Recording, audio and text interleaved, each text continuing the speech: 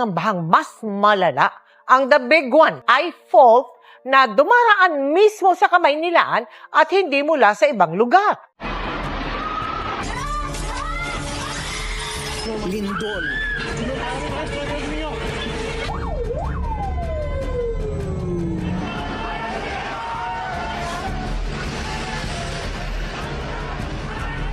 Tsunami.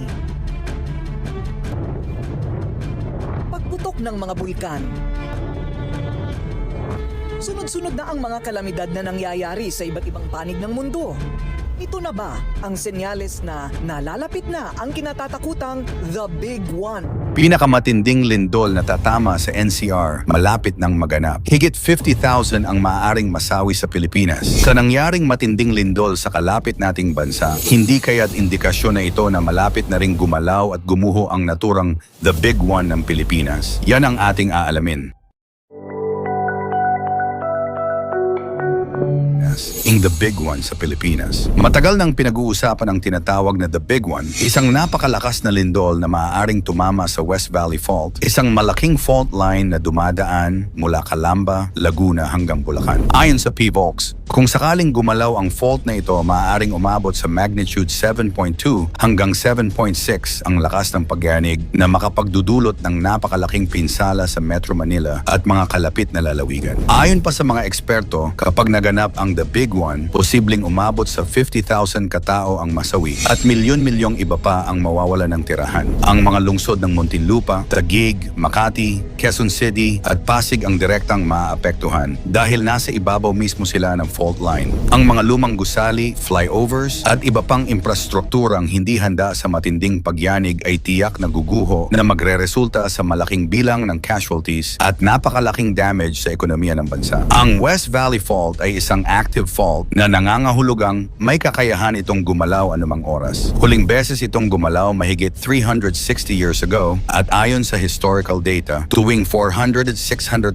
taon ito muling lumilindol. Kung pagbabatayan ang cycle nito, maaaring nasa loob na tayo ng time window kung kailan maaaring mangyari ang isang malaking pagyanig anumang oras. Historical earthquakes sa Pilipinas, malalakas na pagyanig noon at ngayon. Sa tala ng US Geological Survey, USGS at PVOX, tatlong magnitude 8 na lindol ang naitala sa Pilipinas mula noong 1990s at lahat ng ito ay naganap sa Mindanao. Narito ang ilan sa mga pinakamalalakas na lindol sa ating kasaysayan. December 2, 2023, magnitude 7.6 sa Hinatuan, Surigao del Sur. Sa ganap na 10:23 PM noong Desyembre 2, 2023, isang napakalakas na magnitude 7.6 na lindol ang tumama sa northeast ng Hinatuan, Surigao del Sur. Ramdam ang matinding pagyanig sa buong Caraga Region na nagdulot ng malalaking bitak sa mga kalsada, tulay at gusali. Dahil sa tindi ng lindol, maraming residente ang napilitang lumikas mula sa kanilang mga tahanan, lalo na nang maglabas ng tsunami warning ang Five Oaks. Ilang oras matapos ang lindol, tinanggal ang babala pero naiwan ang matinding pinsala. Maraming bahay ang nawasak, ilang bayan ang nawala ng kuryente at daan-daan ang iniulat na sugatan. July 11, 2024, magnitude 7.1 Sultan Kudarat. Eksaktong 12:47 AM. Noong Hulyo 11, 2024, isang magnitude 7.1 na lindol ang tumama sa kanluran ng Sultan Kudarat. Dahil sa malalim ang pinagmulan nito, naramdaman ang pagyanig hindi lang sa Mindanao kundi pati sa ilang bahagi ng Visayas. Maraming gusali at bahay ang nagkaroon ng malalaking bitak at ilang estruktura ang tuluyang bumagsak. Kasabay nito, nagkaroon ng power outage sa ilang bahagi ng Maguindanao, South Cotabato at Sultan Kudarat dahilan upang mahirapan ang komunikasyon at rescue operations. Matapos ang lindol, agad na nagkagulo ang mga tao at marami ang lumabas sa kanilang bahay dala ng takot. Ilang kumpirmadong patay at maraming sugatan ang naiulat. August 3, 2024, magnitude 7 sa Bislig, Surigao del Sur. 3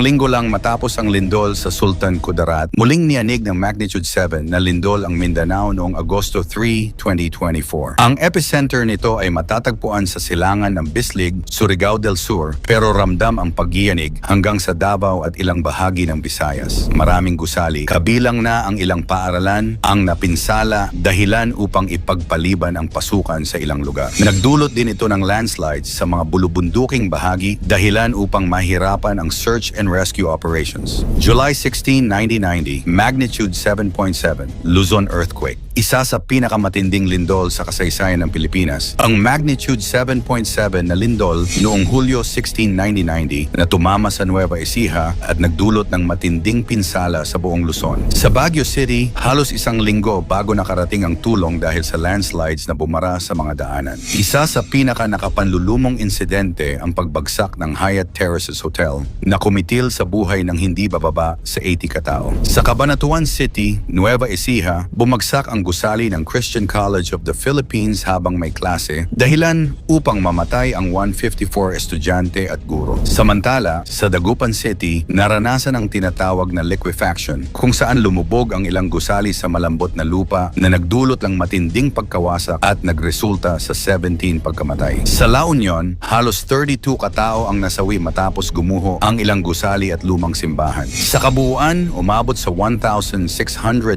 katao ang namatay at mahigit 3,500 ang sugatan. Kapansin-pansin na wala pang magnitude 8 na lindol sa loob ng nakaraang 40 taon sa bansa. Subalit ang hindi paggalaw ng West Valley Fault sa mahabang panahon ay maaaring mga hulugan na ito ay nag-iipon ng enerhiya at kapag ito'y pumutok, maaaring magdulot ito ng pinakamalakas na lindol na naranasan sa Metro Manila. Bakit delikado ang Metro Manila sa The Big One? Ang Metro Manila ay sobrang densely populated na may halos 15 milyong tao sa isang rehiyon. Maraming lumang gusali at infrastruktura ang hindi idinisenyo para sa isang magnitude 7 na lindol. Kaya kung tatama ang The Big One, maaaring magresulta ito sa pagguho ng maraming gusali sa mga lungsod na malapit sa fault line, matinding sunog dahil sa pagkasira ng gas pipelines at electrical lines, landslides sa mga matatarik na lugar sa Antipolo, Marikina at Rizal, tsunami threats kung ang epicenter ay nasa baybayin ng Luzon, at panghuli, pagkaantala sa transportation dahil sa pagbagsak ng mga tulay at flyovers. Ayon sa Five Oaks, kung hindi paghahandaan ang ganitong sakuna, maaaring mas lumala pa ang epekto nito. Kaya mahalaga ang disaster preparedness. Kailangan nating malaman ang duck cover hole drills, alamin ang mga ligtas na evacuation sites, at tiyakin na ang ating mga tahanan ay may sapat na supply ng emergency kits. Ang lindol sa Myanmar ay isa na namang paalala sa atin na ang The Big One ay hindi isang katang-isip, kundi isang realidad